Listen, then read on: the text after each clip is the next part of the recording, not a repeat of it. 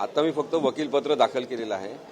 इथले कल्याण न्यायालयातले जे वकील आहेत, मला जे माहिती मिळाली आहे 15 ते 20 वकिलांनी विक्टिमला त्यांच्या परिवाराला कायदेविषयक मदत मिळाली पाहिजे म्हणून त्यांच्या बाजूनी मोफत मदत देण्यासाठी न्यायालयात ते उभे राहिलेले आहेत। ज्याच्यामध्ये advocate Harish Sarode, Reshma Bhopi, Prakash Jagtap, advocate Priyesh Jadhav, advocate Akash Boinwad, advocate AP Pawar, advocate Sanjay Bhojne यांच्यासोबतच काही राजकीय क्षेत्रात काम करत असलेले ॲडव्होकेट जयेश वाणी वगैरे सारखे सगळेच जण आपल्या मनापासून इथे मदत करत आहेत। परंतु महाराष्ट्रामध्ये जी भावना आहे की न्याय मिळाला पाहिजे, त्याच्यामध्ये कोणते अडथळे आहेत हे समजून घेतलं पाहिजे।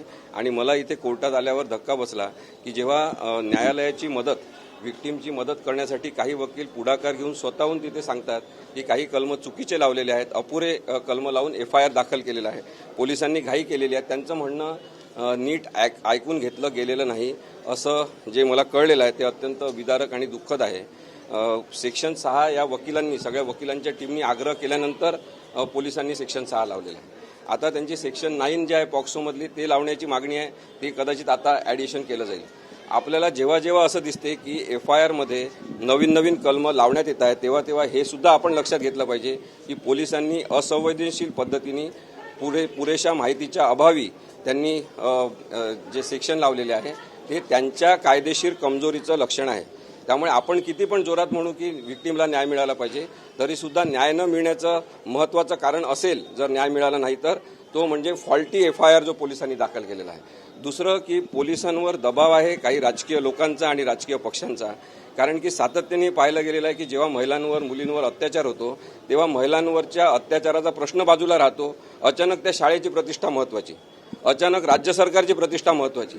आपण आता हे सिद्ध करण्याच्या जर मागे लागलेलं असू पोलिसांच्या मदतीने की या मुलीवर अत्याचारच झाला नाही, आणि असं सांगण्यात येत असेल की तो मुलगा जो ज्या माणसाने तो अत्याचार केलेला आहे, शाळेतला कर्मचारी, तो अनसाऊंड माइंडचा आहे, त्यामुळे त्याला माहीतच नव्हतं काय केलेलं आहे ते, तर असं सांगणं अत्यंत असंवेदनशील आहे असं मला वाटते। आणि त्यामुळे आरोपीला वाचवण्यासाठीचे जे काही प्रयत्न होत आहेत ते चुकीचे आहेत। एक अत्यंत महत्त्वाचा माझा आक्षेप आहे जो यांनी घेतला की नाही मला माहिती नाही, मी आज न्यायालयामध्ये आता युक्तिवाद करीन, मला बोलण्याची संधी दिलीत, मी ते सांगणार आहे कोर्टाला की मुलीचं स्टेटमेंट हे चाइल्ड सायकोलॉजिस्टनीच घ्यायला पाहिजे होतं, परंतु पोलिसांनी ते घेतलेलं आहे, पोलीस कॉन्स्टेबलनी ते घेतलेलं आहे, हे अत्यंत चुकीचं आहे, बेकायदेशीर आहे।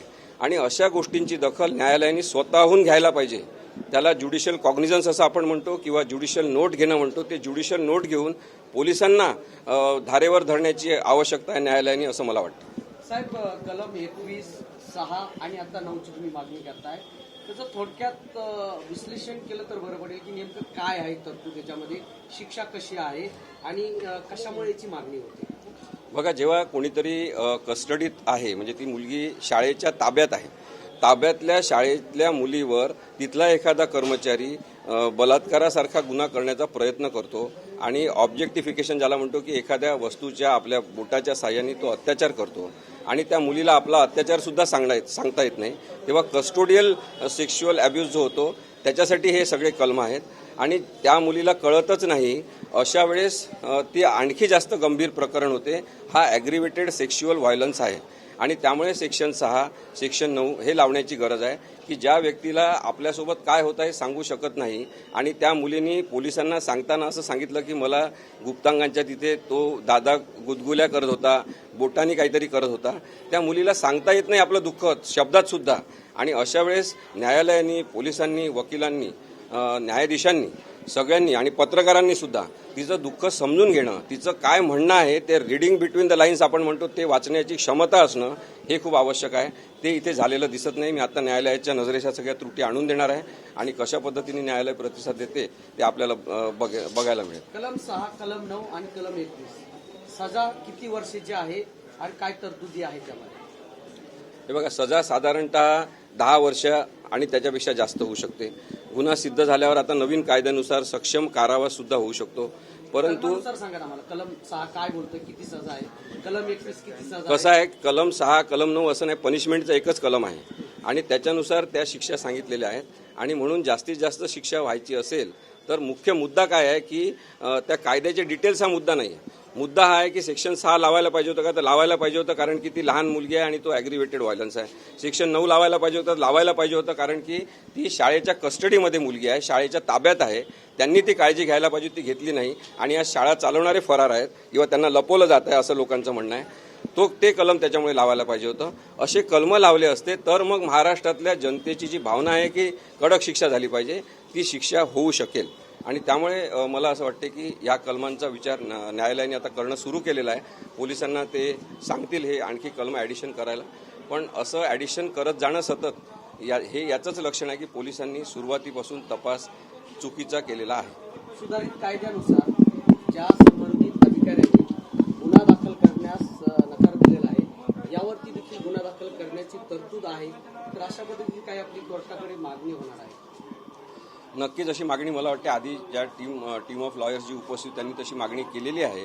आणि मी जसा एक महत्त्वाचा मुद्दा आपल्याला सांगितला की पोलीस अधिकाऱ्यांना ड्रेसमध्ये स्वतःच्या पोलिसी वेशामध्ये लहान मुलीशी बोलणंच चुकीचं आहे आणि त्यामुळे चाइल्ड सायकॉलॉजिस्ट ज्याला बाल मानसोपचार तज्ज्ञ म्हणतो त्यांनी स्टेटमेंट देणं आवश्यक होतं, त्यांनी त्या मुलीचं स्टेटमेंट रेकॉर्ड करणं आवश्यक आहे. तसं झालेलं नाही आहे. त्यामुळे सुरुवातीपासूनच या केसमध्ये तपास अपूर्ण, बेकायदेशीर आणि चुकीच्या अशा प्रकारे लाईनवर जाणारा हा तपास आहे. आणि म्हणून इथल्या वकिलांचं मला अभिनंदन करायचं की त्यांनी इथे पुढाकार घेतला. इथल्या पत्रकारांचं मला अभिनंदन करायचं की त्यांनी महाराष्ट्रापर्यंत ही घटना संवेदनशीलतेने पोहोचवलेली आहे. तसाच संवेदनशील लवकर न्याय त्या मुलीला तिच्या परिवाराला मिळाला पाहिजे.